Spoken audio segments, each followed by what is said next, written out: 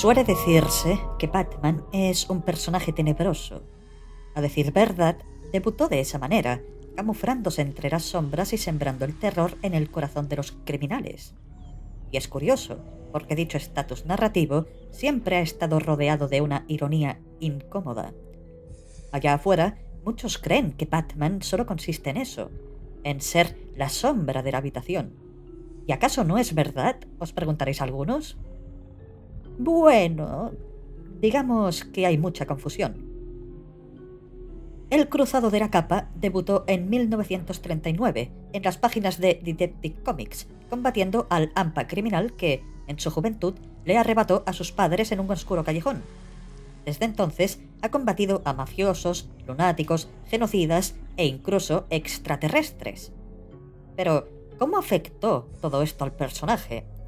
¿Cuál fue su desarrollo en el transcurso de las décadas? El murciélago ha pasado por una infinidad de etapas, unas más exitosas o descabelladas que otras, pero parece ser que, hoy en día, todos están acostumbrados a la idea de que Batman y Bruce Wayne son dos facetas distintas entre sí, siendo la segunda la auténtica máscara. Y es un buen planteamiento.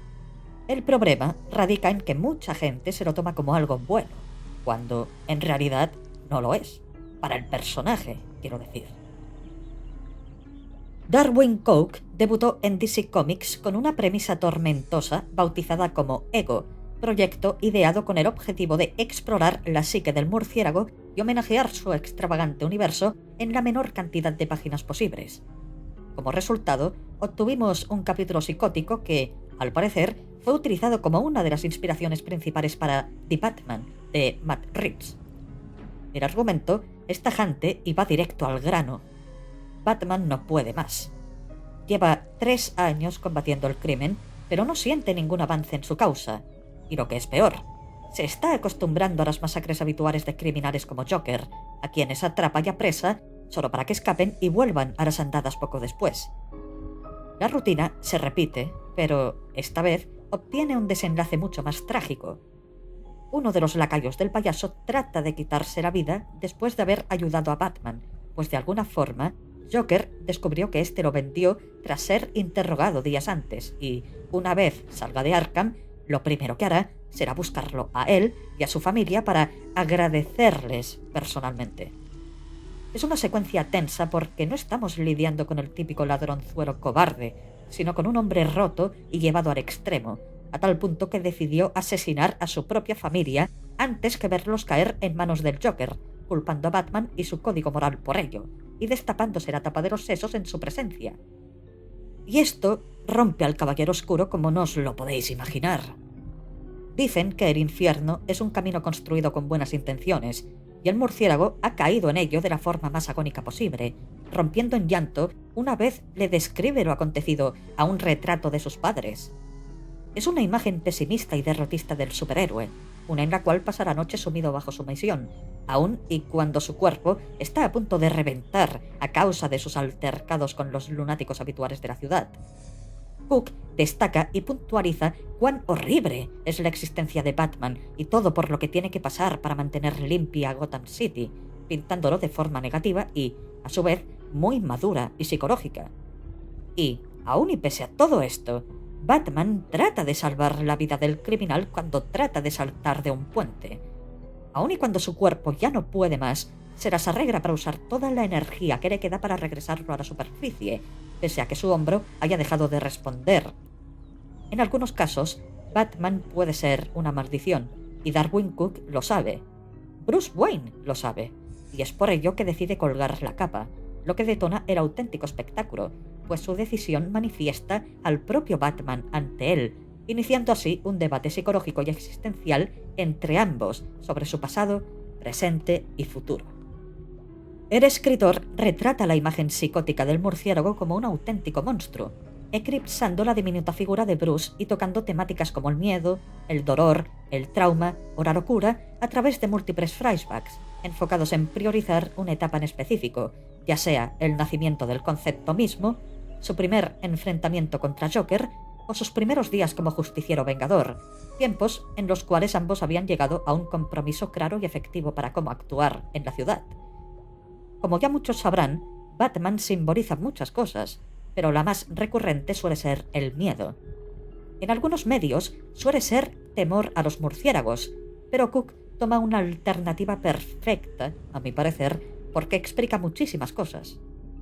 Batman, a nivel conceptual y básico, simboliza el miedo a la muerte y al fracaso. Es por ello que, si bien su propia psicosis le impulsa a asesinar al Joker por obvias razones, Bruce jamás se ve capaz de jalar el gatillo, porque hacerlo supondría revivir aquella fatídica noche donde su padre, un médico, fue incapaz de salvar la vida de un paciente. Me explico. Lo que comenzó siendo una memoria navideña entrañable pronto derivó en un acontecimiento traumatizante para Bruce, pues su padre lo invitó a acompañarlo en una sesión de emergencia justo cuando mantenían una cena navideña, y esto únicamente porque Thomas le había prometido a su familia que pasarían la Navidad con ellos, de un modo u otro. Al principio, Thomas le ordenó a Bruce que permaneciera en el coche y no hiciera nada, obviamente, pero, tratándose de un niño, le desobedeció, siendo testigo del fallecimiento de un hombre adulto por causas que su padre no supo controlar y medicar a tiempo. Este fue el detonante narrativo que activó las alarmas en Bruce: el temor de perder a sus padres, el miedo al fracaso, etc. Dudas tétricas y sombrías que le persiguieron desde entonces. ¿Qué pasaría si sus padres morían sin previo aviso? ¿Qué pasaría cuando ellos ya no estuvieran allí con él? ¿Qué sigue después? Lo demás, como ya os imaginaréis, es historia. La existencia del ente psicológico está rodeada de trágica ironía. Un villano que desea purgar a la ciudad de sus demonios, incapaz de actuar en condiciones porque su huésped tiene miedo a la muerte, lo que a su vez posibilita que gente como Joker o el espantapájaros cometa aún más fechorías, etc. Teniendo esto en cuenta, ¿cuál es el lado bueno de la moneda? ¿Dónde queda la poética justicia que justifica la existencia de Batman como superhéroe? Dicen que, en momentos de alta presión y tensión, una persona se muestra tal y como es, y así ocurre con Batman.